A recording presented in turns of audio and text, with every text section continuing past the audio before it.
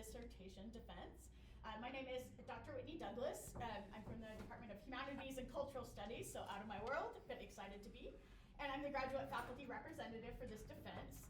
This means that I'm not a voting member of the defense committee. Instead, I'm just here to make sure that the committee follows graduate college guidelines.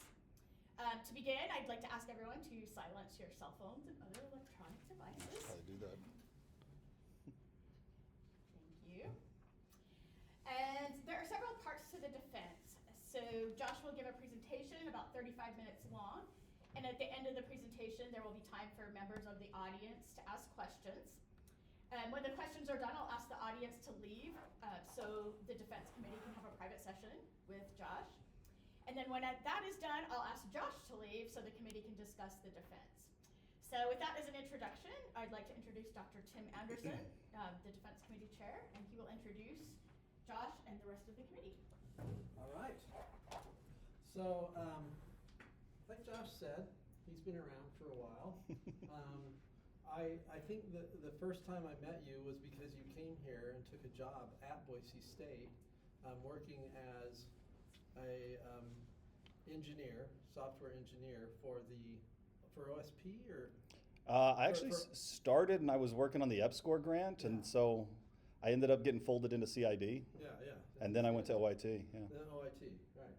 And then he started looking at other opportunities in the valley, and he went over to Count, which is a really nice local company that has made a lot of money and was purchased by Equifax, and Josh became the head of their data science AI team and led that for years. And I had made a religious vow, Josh has emailed me about this just recently, that I would not take on a part-time student ever again. Before Josh, not because of Josh. Right. This was before. After Josh or before? This was before. Like I had a few, and it was always, I don't know if that worked out that great. So I was like, religious vow, and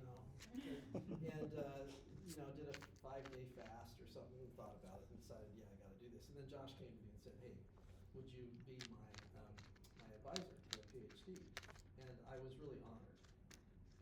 And I couldn't say no. So I broke my vow for Josh. Take it away. Thanks, Tim.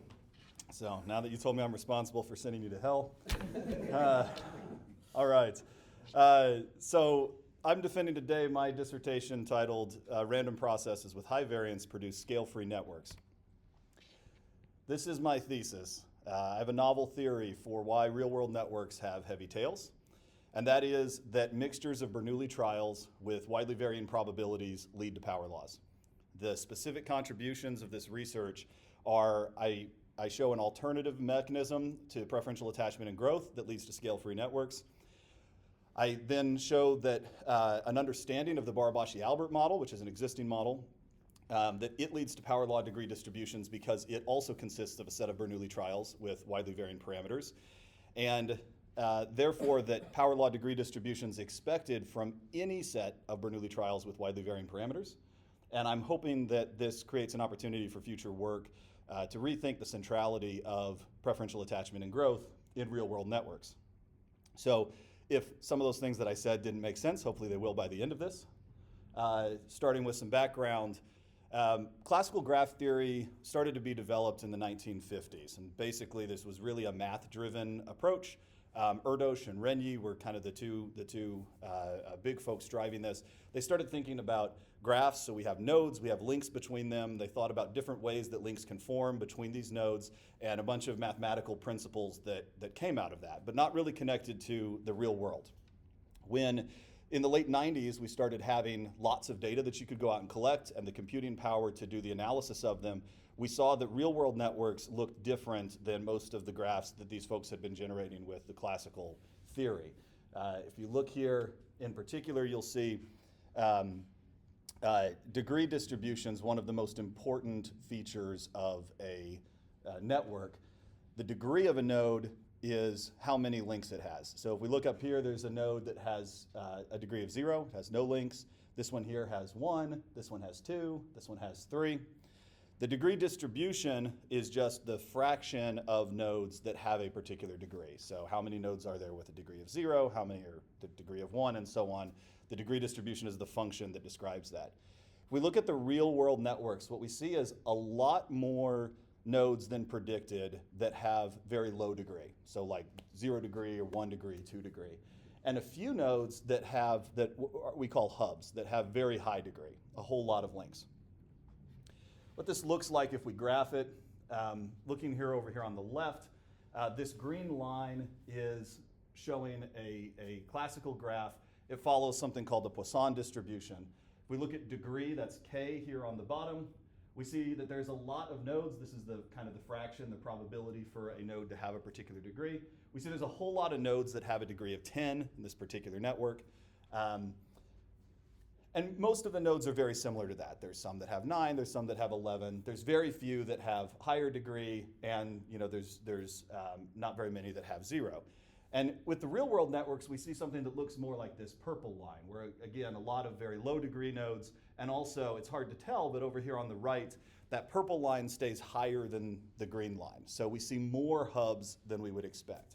Now, because that's very hard to see out there, even though that's where all the interesting stuff is happening, we usually plot these on a log-log plot. So this is the same data over here on the right side, except now you see that like k there, it's going from 10 to the 0th power, which is 1. So 1, 10, 100, 1,000, and the same thing logarithmically on the ordinate. So interesting thing, these real-world networks seem to follow a power law degree distribution. And a power law on a log-log plot is a straight line. So when Barabashi, which this is a great textbook to go read, has all of this stuff, Barabashi really created this field in the late 90s, was the first to recognize this phenomenon. He called these scale-free networks because you kind of can't tell how many nodes there are in the network just looking at the degree distribution. And this is kind of a concept that's borrowed from physics, where scale-free properties are important. When I talk about heavy-tailed, I mean that a heavy-tailed distribution is one that has, that's where the function is higher on the right side of the graph than an exponential distribution. So a Poisson distribution on the right-hand side is approximated by an exponential. And as you can see, that purple line is higher than the green line, so these power laws are heavy-tailed distributions. Barabashi proposed a model for why these graphs would get created this way, why we would have scale-free networks. And his approach basically uses growth and preferential attachment. So you have a network, and you keep adding nodes, and each node that you add, you're going to add a set number of links back to existing nodes. So this is a video from his textbook. You can see every time we add a node, in this case it's adding 2 links. That's usually the standard because it's the simplest way to do this. So that's the growth. We add a node, it adds 2 links into the network. The other element here is something called preferential attachment. So when these nodes are being added, they're not just linking randomly to the existing nodes, they're more likely to link to nodes that already have a high degree, that already have a lot of links. So it's kind of like a rich get richer. I think about this as, if they're going to add another flight out here at the Boise airport, it's like probably not going to go to Battle Creek, Michigan. It's probably going to go to a big hub. And that's not necessarily because that's a place people want to go or because it's a nicer airport. It's simply because there are already a lot of links there. So that is a case where you can think about why preferential attachment might happen in the real world. You add these 2 components together, growth and preferential attachment, and again, it's an explanation for why we would have these big hubs, and the Barabashi-Albert model follows a power law. Mathematically, the power law here, we're just saying that the probability of the value of k is proportional to k, which again is the degree in this case, raised to a negative exponent. That exponent is constant. For the Barabashi-Albert model, the lambda, that exponent is always 3. That's important. Remember that, because we're going to come back to that. So this is what we call the preferential attachment coefficient. This is describing mathematically what I said, where a node that has more links is more likely to pick up additional links. So this is saying that when we add a link into the existing network, the likelihood that any particular node the ith node in this case, the likelihood it picks up a link is dependent on its degree, the degree of the ith node. And specifically, it is the degree of that node divided by the degree of all of the nodes in the sum of all of the nodes in the network. So you can think about this as whatever fraction of links a node has collected, whatever fraction it has of the whole, that's how likely it is to pick up each additional link. Now, you read Bolobash here, this is like everybody's Hungarian, okay? Like Erdos, Renyi, Barabashi, Albert is actually his student. Albert, she is also Hungarian. So everybody in this field is Hungarian. Bolobash, being Hungarian, went through and found this is what the degree distribution for the Barabashi-Albert model is. This M, that's how many links you add with each new node. So again, you can do it with 2 links or 3 links or whatever. Usually we use 2. That's just a constant for the network. But you can see here that basically means you have a constant divided by, as k gets very large, this can be approximated as k to the -3rd power. The Barabashi-Albert model, like I said, it always has a coefficient of 3, even if you change this parameter, which is how many links you have. So I found network science and this model because I was working at Count and I was dealing with a lot of data there. We were trying to predict credit card fraud. I wanted to use parametric approaches because that's how I used to want to do it before I finally gave up on that. Life kept hitting me over the head. So you have fraudsters, you have normal people. And I want to believe that the fraudsters have different behavior, and that should be measurable. We should be able to look at the data and fit a parametric distribution with a small number of parameters to the good people and fit another one to the fraudsters and use Bayes' rule to be able to discriminate between the two of them. What I had trouble with, though, is much of our data, I couldn't find a parametric distribution that actually fit that data. They were heavy-tailed, they were discrete, oftentimes you had very low cardinality. When I found network science, I found, maybe it's because these are power laws, and that's something that we found. Power laws were a pretty good representation of this. But I didn't like preferential attachment. I didn't like that as a theory to explain the mechanism that was going on in our data. To take a very simple data point, just the question of how many e-commerce transactions did each of us do last week? So I got 2 of my daughters here. They don't have credit cards, so they hopefully made 0. Otherwise, they're probably in that fraudster category. The rest of us may have made more. And the way I wanted to think about this is there's a probability that we go and make an e-commerce transaction. And if we make that transaction, there was a probability that we made another transaction. And if we did that one, probability we made another one. But at some point, we stop, and then we don't make any more after that. So I want to think about this as like I'm flipping a coin until I get to heads. So every time I flip a tails, that means I'm going to do another e-commerce transaction. Eventually I stop. And again, I'd like to think that fraudsters are more likely, we have data that shows this, that fraudsters are more likely to continue making transactions, so they would have a higher likelihood. Now the problem with this is that what I just described is a geometric distribution. So here, this is the generic form of the geometric distribution where Q is the stopping probability. So in this case, like the probability I flip a heads, I'm going to flip one head and I'm going to stop. The complement of that, 1 minus that probability, that's the probability I flip tails. I'm going to flip tails some number of times. And if we're talking about networks, I can use K here, and this is the degree distribution.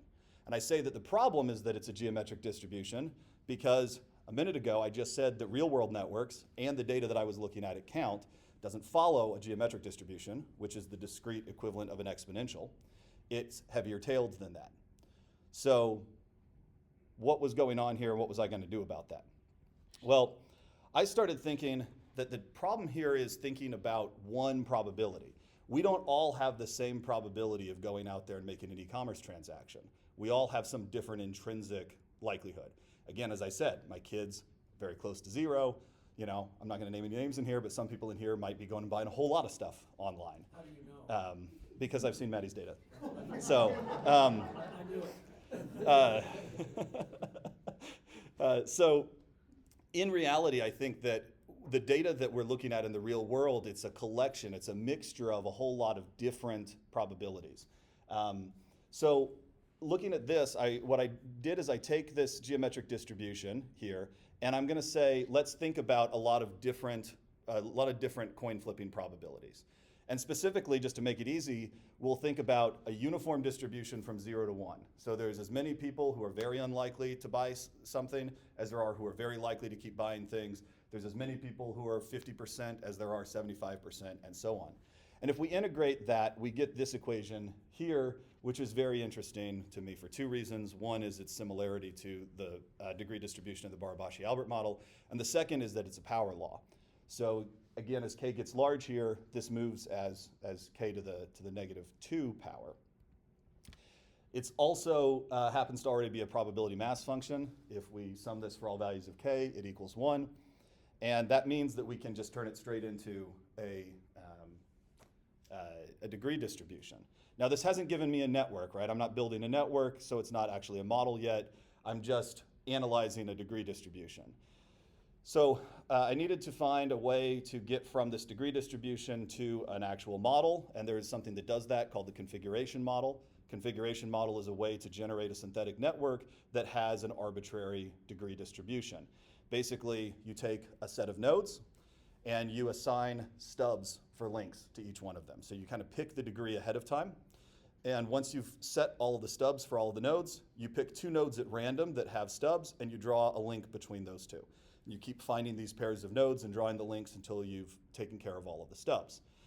That doesn't have growth, and it doesn't have preferential attachment, but it does lead to a power law. So here we have the Barabashi-Albert model. These are 2 networks I generated with 30,000 nodes in each. Barabashi-Albert model was generated using the technique that I just showed. This other one, which I call the randomly stopped linking model, was generated with this approach. Now, you can see that the slope of these is different, but this straight line, this is using a technique that's a standard practice out there in the field for determining when data follows a power law. It uses expectation maximization and the Bayesian information criterion to basically say that from this point further to the right, this data is better described by a power law than by any of the other known distributions out there. Again, the slope of these lines is different. That means the exponent's different. It's 3 for the Barabashi-Albert model, 2 for mine, but they're both power laws.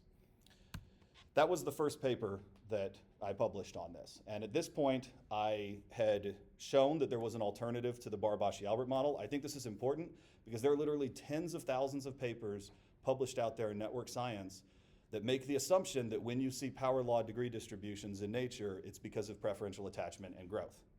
And here, this is an alternative, which I'm not necessarily saying that means that the Barabashi-Albert model's wrong. I just gave an explanation of something with airlines that I think is a place where preferential attachment makes sense. But I also think that there's a lot of places where preferential attachment doesn't make a lot of sense to me. And here we have an alternative.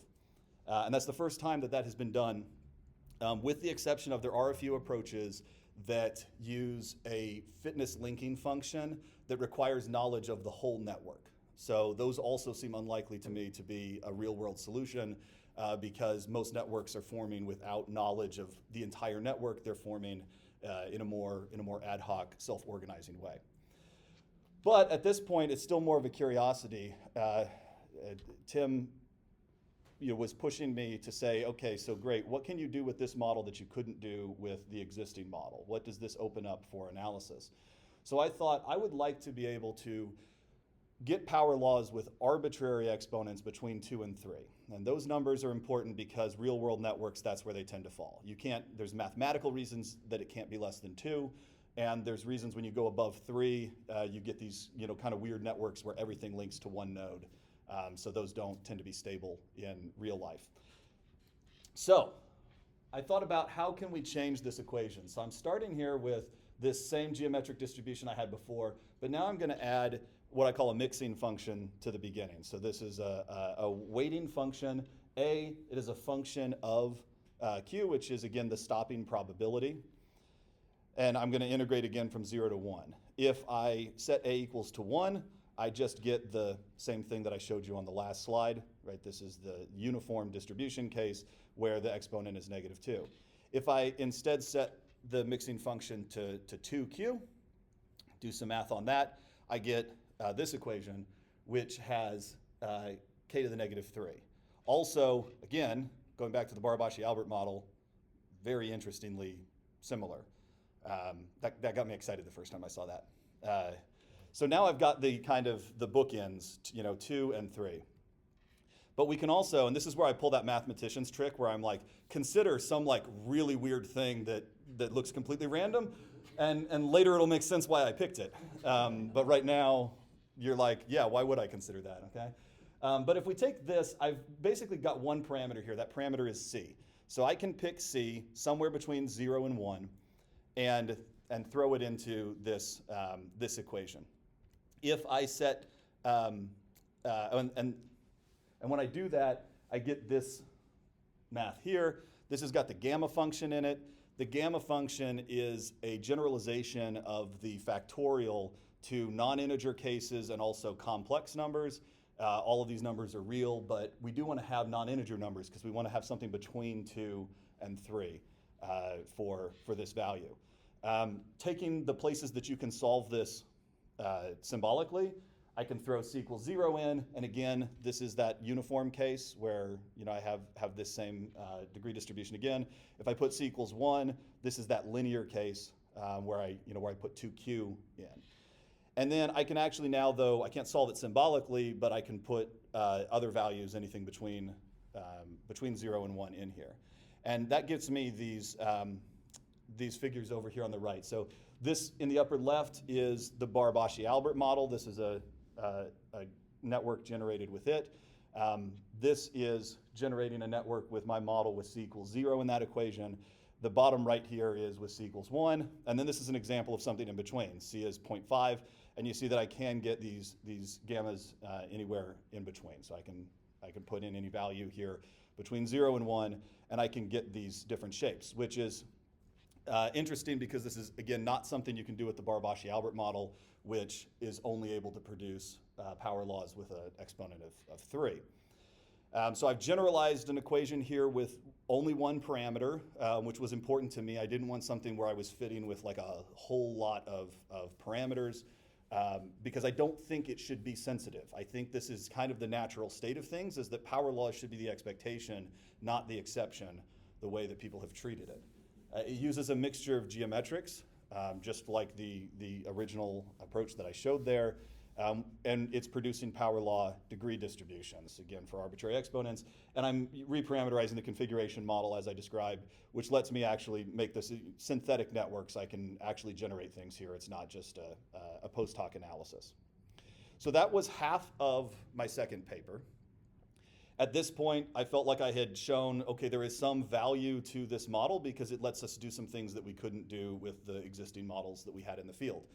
But I also don't think that there's two models. I don't think that it's the Barabashi-Albert model and Josh's model. I wanted to say, I think that these are two specific expressions of a more generalized principle. And that generalized principle, I think, is that any time that we have a mixture of these trials that have high enough variance, this is what we would expect. So my proposition was that the Barabashi-Albert model, while it's usually framed in a different way, is actually just a way of getting a mixture of trials that have high variance. The way I showed that, going back again here, this is the preferential attachment coefficient again. I'm going to reframe this, and I'm going to think about time steps. So every time we've added a node and we're going to draw a link into the existing network, drawing that link is going to increment the time step. So the first link's going to be time t equals 0, the second link's t equals 1, and so on. I can rewrite this equation here now as the probability that we link to any given node is based on its degree and the time step, how many previous links we've added. The denominator here actually is a lot simpler. It's 2 times the time step, because whenever we draw a link, we actually increase the degree by 2 because there's 2 ends to the link. So each node that it links to gets a degree incremented by 1. I'm going to skip this math. It's in the dissertation. because this is the most important math in the whole thing, that's why I'm going to skip it, because I want to talk about the conclusions from it and make sure that I hit that. Basically, what I'm doing is I'm saying we can now think about at each step that we add a link, we can think about that as a trial. We can think about we're either going, for a given node, it's either going to pick up this link or it's not going to pick up this link. And by doing that, I can now say, if we know what the degree distribution is at one moment in time, and we want to see what the degree distribution is at the next moment in time, we use this equation here, thinking about it again in terms of Bernoulli trials. What's interesting is that this simplifies back to, again, the same Barabashi-Albert degree distribution. So that's kind of the proof that I can think about it this way. It's also a lot simpler than the proof in that Bolobosh paper, which is probably the most difficult mathematics paper I've ever read. I think that's still a more robust proof than this one is, which has kind of there's some induction here, but at the same time it's a little bit easier for me to understand at least. And interesting things happen, right? The t's dropped away, so actually this degree distribution is constant over time. It doesn't matter how much we add, which is again that scale-free property that's important. So at this point, what I think I have shown is that the Barabashi-Albert model, while it uses preferential attachment and growth, the important thing is that it's creating a set of trials that has high variance. And therefore, it's not preferential attachment and growth specifically that's important. These are just one way that you can get that. And then my model shows another way that you can get this, this wide mixing of variances. That's the important element. Now, there's an insight here that I would have loved to have proven, and I spent better part of a year trying to with a lot of math. But I actually think it's really interesting, the fact that this equation looks so much like my equation. And in particular, I look a lot at this term right here. And I think over time, this numerator doesn't change very much, right? At the beginning of a network, you have a lot of nodes that have a degree of 1 or 2 or 3.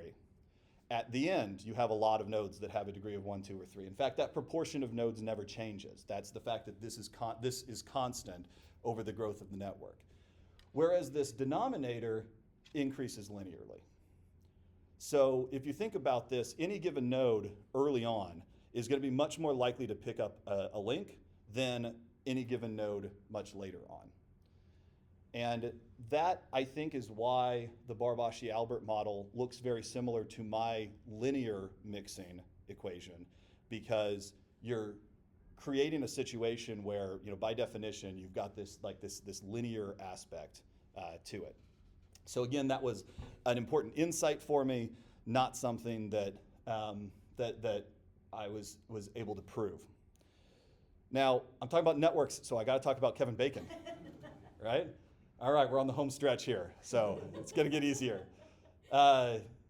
I think most folks know the 6 degrees of Kevin Bacon. This is a game where you pick like Steve Zahn and say, okay, Steve Zahn was in some movie with Alison Tolman, who was in some movie with Bob Odenkirk, and we go through until we figure out that, how far away Steve Zahn is from Kevin Bacon. This shows an important property of scale-free networks, which is the small world property, which basically means it's nothing specific to Kevin Bacon. The distance between any 2 real-world nodes is a lot closer. The distance is a lot shorter than you would have expected in classical graph theory. This particular network is something called the actor-actor network, because we're linking actors to actors when they have been in a movie together. It's a specific example of a type of network called a co-occurrence graph, because again, they co-occur. Other examples of this are things like scientific collaboration, so 2 people who've published a paper together that you can link together, and for like my count friends in here, identity graphs. We spent a lot of time looking at an email address and a phone number have co-occurred as part of a transaction. So we can think that there is a link between them because they shared a transaction. What's interesting about these, to me though, is that I don't generally think, and I guess I should say, the actor-actor network, this is data from IMDb, and it is a scale-free network. You can see that the data is fit by a power law here for a substantial chunk of the total data. I don't think this is the best way to think about the actor-actor network, though, because actors don't just like self-organize into movies. Maybe scientific collaborators do. I think we could, think about that. But actors, really, that doesn't seem like a very good fit. The process for how actors get into movies is somebody writes a movie and they put a particular number of roles in it. And then somebody else is casting and filling those roles. And actors are deciding how long they want to be a waiter in LA before they give up on their hopes and dreams and move on. So I like my model for this. I like the randomly stopped linking model. Thinking about, I'm gonna hopefully put one role in my movie, or it's gonna be a weird movie. And then I may add another one, or I may not, so on and so forth. And especially, I think, when we think about actors, where I act in a movie, and I'm either gonna get cast again or I'm not. If I don't, I give up, I go home, and I'm done.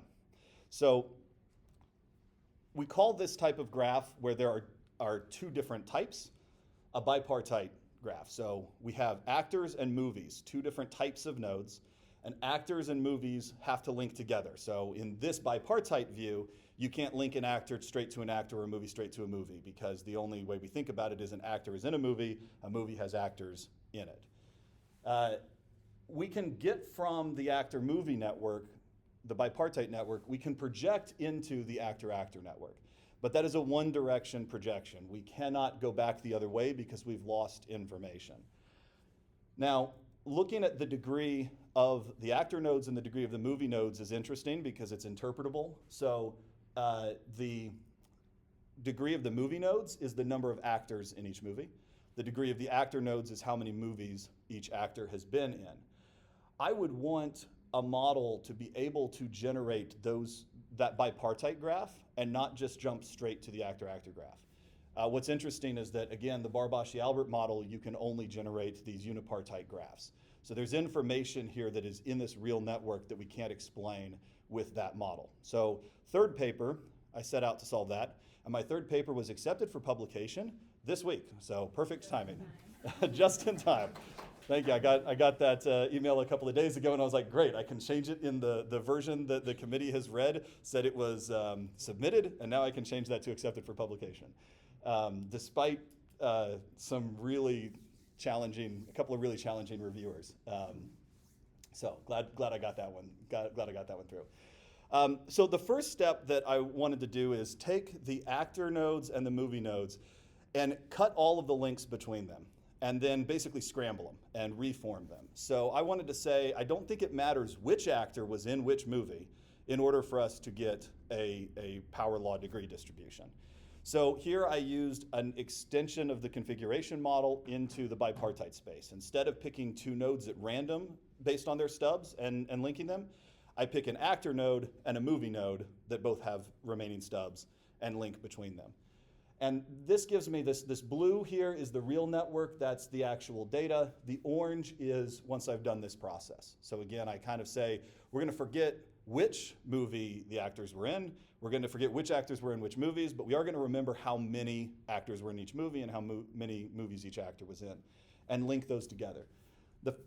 It's interesting here, we get a different answer. It's not the same graph, but they are both scale free. So the mechanism here, again, I've eliminated the opportunity for preferential attachment and growth to be the mechanism in linking these together. Now, we could still have preferential attachment and growth driving how many movies are each actor's in and how many actors are in each movie. So the next step was to go and fit geometric distributions.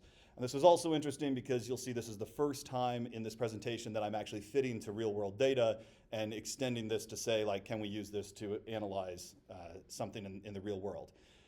Fitting to power laws is extremely difficult. So being able to do anything here was, this is actually the first thing I tried to do at the very beginning of my doctorate, and spent a lot of time on it and it didn't work, and I was able to come back to it at the end and make something. So first, I'm gonna fit to the movie nodes, fit that degree distribution. And this is actually fit really well by a geometric distribution. It's not scale free. I guess actually I should have mentioned that. If we look here, you see it's interesting that neither half of this bipartite network is itself scale free. This is kind of a trivial fit for a power law just here at the very end. That's not enough to think that a power law is a good representation of this data.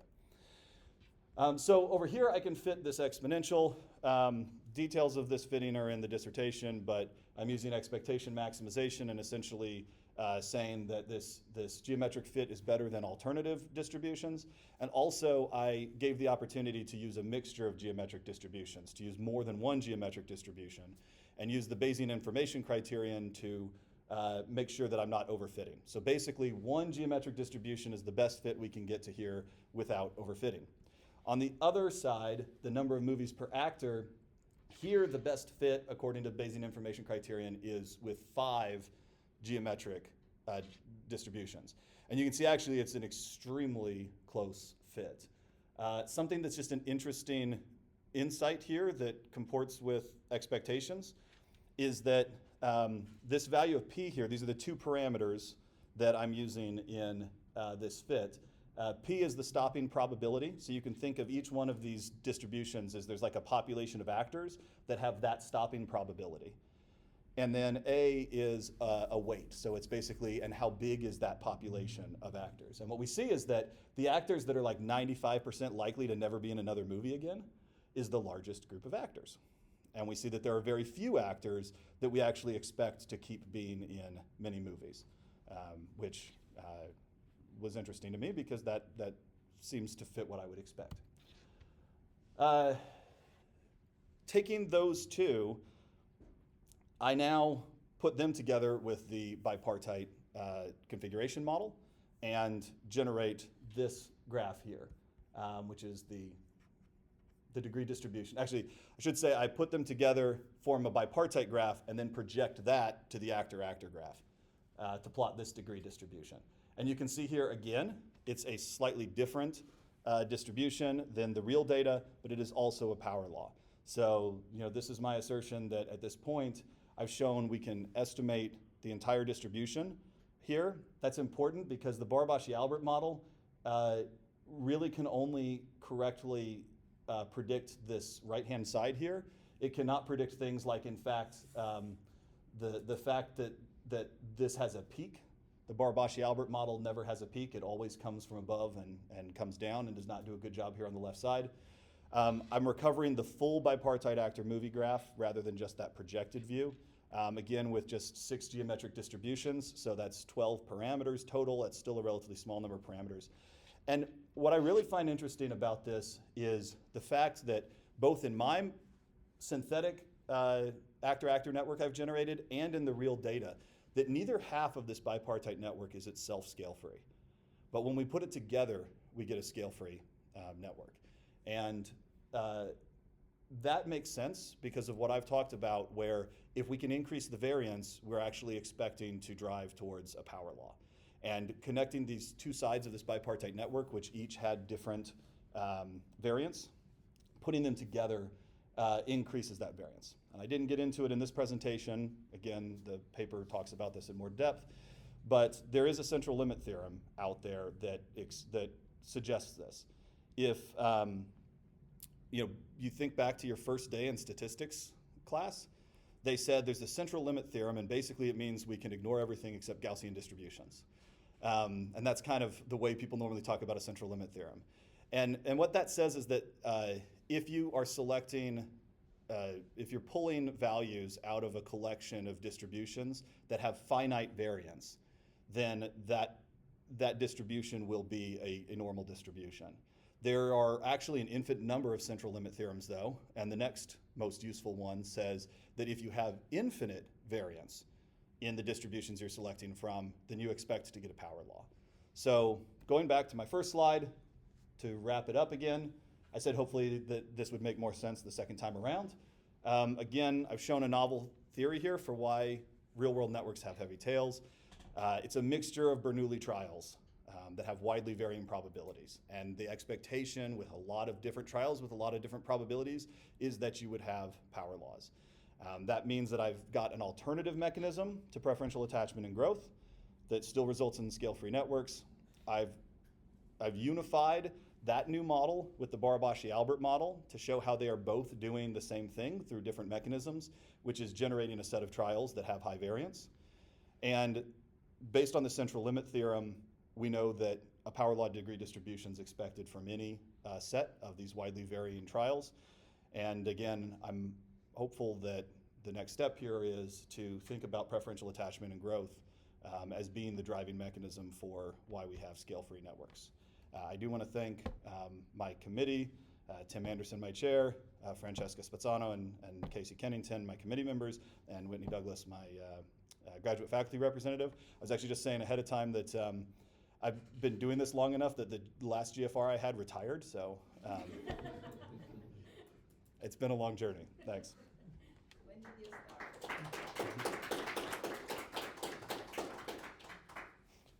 Yeah, I started before the program got approved. I started taking classes, and then once the program came along, at some point I became a degree-seeking student, and so I definitely have the claim to fame of being at this for the longest of anybody in the program. All right, questions from the hoi polloi before you get booted. All right, Maddie. I got one. Okay, so can you help me to understand if I got what you were saying? With the actor movie network, you took the network, you sliced all of the edges out, but then you recreated the network using the same kind of metadata, so the same degrees for each node that you had previously. Why does the distribution look different when you do that? I can't quite understand.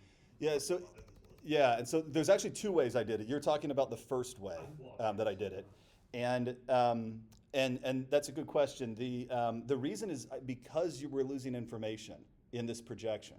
So if two actors have been in the same movie, like Meg Ryan and Tom Hanks were in like every rom-com in the 90s with each other, they're only going to be linked actor once. If we're going to go scramble them though, and scramble each one of those movies, now we're going to expect that we see different people in those roles. My hypothesis, I've got no evidence for this, but my hypothesis that you have to realize, like, this is the IMDb database, so it's like 100 years of movies. So if nothing else, it doesn't like take, preferential attachment or something fancy to realize that probably the like silent movie star did not appear in a movie with, somebody who's 18 years old and in their first movie right now. So I think that, going through and scrambling all of that, we're going to get a different set. And again, the intention here was not to try to recreate the same network, because I'm not trying to assert that the mechanisms that I'm talking about are the only mechanisms at play. What I'm trying to say here is that people looked at scale-free networks and said, wow, that's surprising. We were expecting it to be something else, and instead we get these power laws.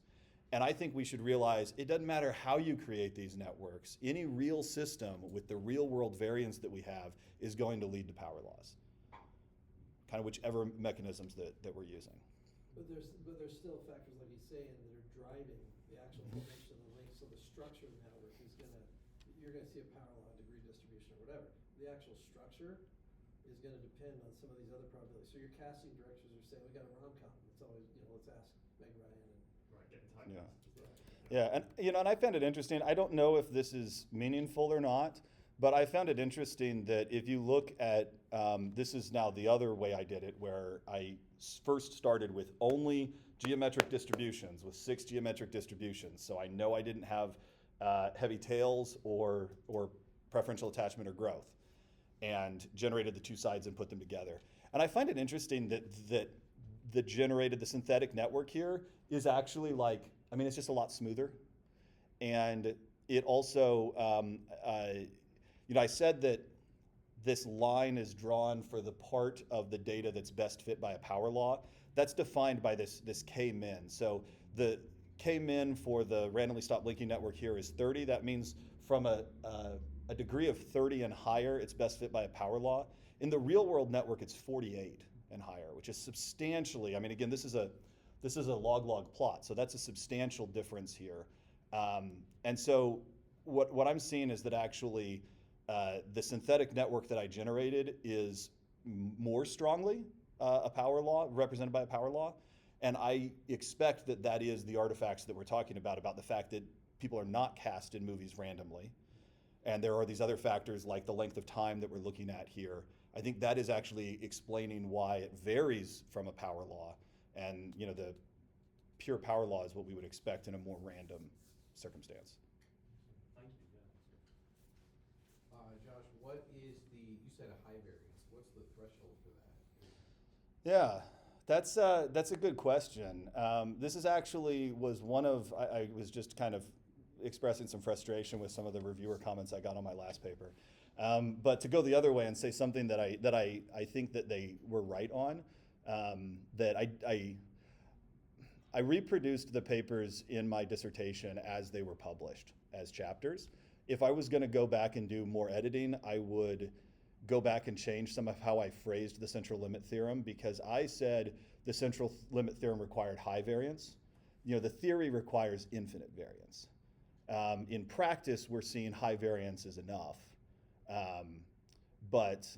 Yeah, that's an interesting question about how much. I actually had thought, and this is actually the only deviation from what I had in my proposal, my dissertation proposal to now, is I had been planning to investigate this and basically look at, as I increase the variance, can I see how I start to get closer to a power law? Instead, I did the thing I'd actually wanted to do. I just wasn't sure enough about it to put into my proposal, which was to fit to real world data. I had tried so hard to fit to real world data and had failed so many times, I didn't put that in my proposal. I did that, I kind of looked at the other thing instead. Since I was able to make this work, that's what I published in the paper. But I think that's a great question, and there's I think you can use you can use my equation with that scaling coefficient, that mixing coefficient, and I think you could play with that and increase the variance. I kind of looked at that a little bit. This is a chart from my last paper, and I mentioned it by saying, if you look at the two halves, so the real network here, the actors per movie, the movies per actor, that's looking at the degree distribution of the two halves of the network. We can look at the variance to mean ratio here and the variance, and we can see that 138, 108, when you put them together, that's this real network actor-actor degree. The variance and the variance to mean ratio are both much higher. And that's why I was saying I think that's that to me is looking at two non-scale free halves of this network, and you put them together, project it out, and it's a scale-free network. I think it's because, again, looking at the means, there's a whole lot of difference here in the means. There's a lot of difference in the variance. So you put them together, the variance goes way up, and we're seeing more of a power law. Okay. But again, everything I just said was qualitative, so that's why I didn't go in the paper. Were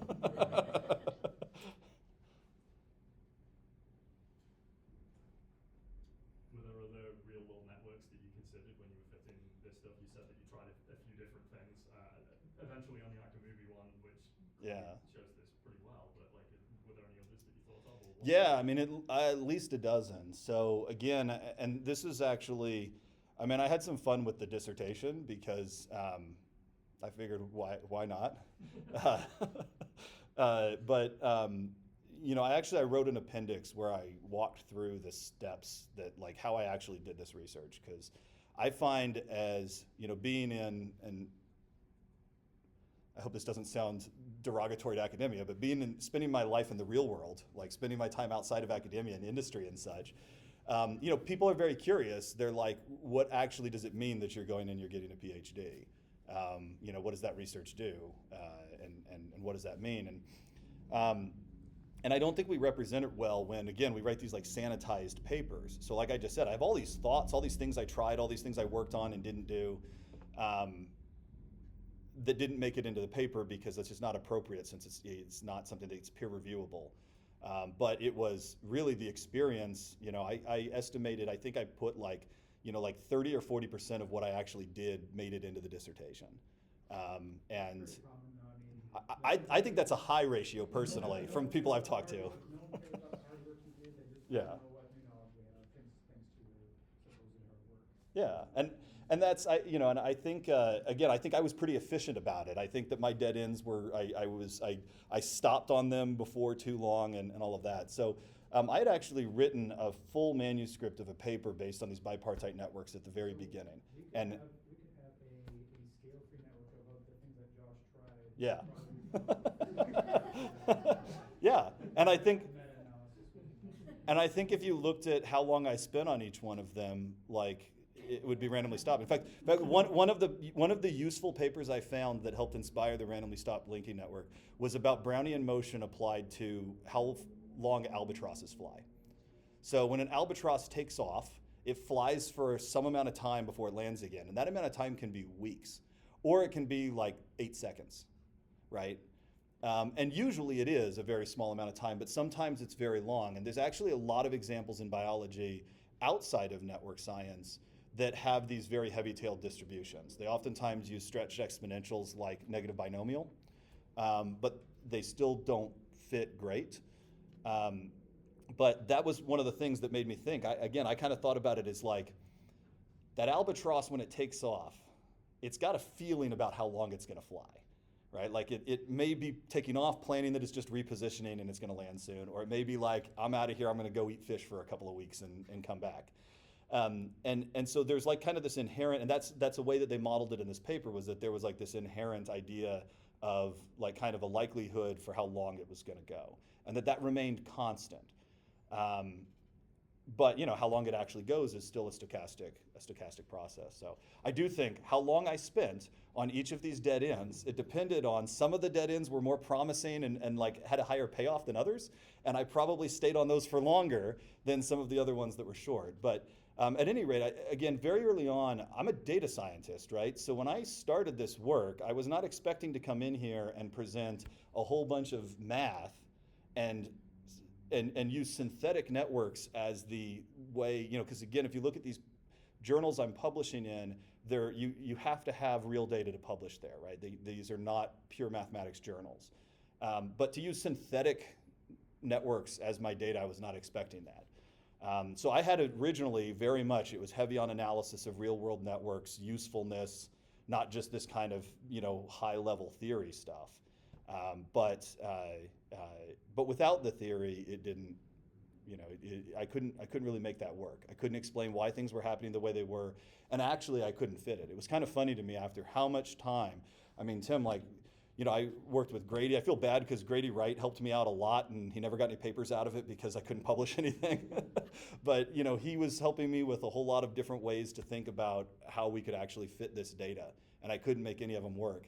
And then by the time I got to the end and I had this mixture of geometrics approach, it's like, oh, like I just need to, these are my two parameters, is the stopping probability and the weight. And, you know, I just throw that into an optimizer. So it was very interesting to me to kind of end this work where I started, and you know, in some sense it validated that I think I actually figured something out, because it made a lot more sense at the end. But yeah, I looked at a lot of different networks, and I had my choice at the end of which one I wanted to use. I did this especially just because I do think co-occurrence graphs are so interesting. You know, again, you know from account how much we worked on those, but also, yeah, I'm interested in this idea that the two halves together, the variance increases. I didn't really find a way to put, like, you know, write a theorem about that or something, but I do think it comes through.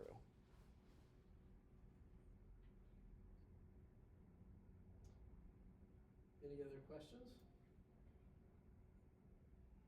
Okay, I think we are at this point. Do you want Yes, if we can have the audience please leave.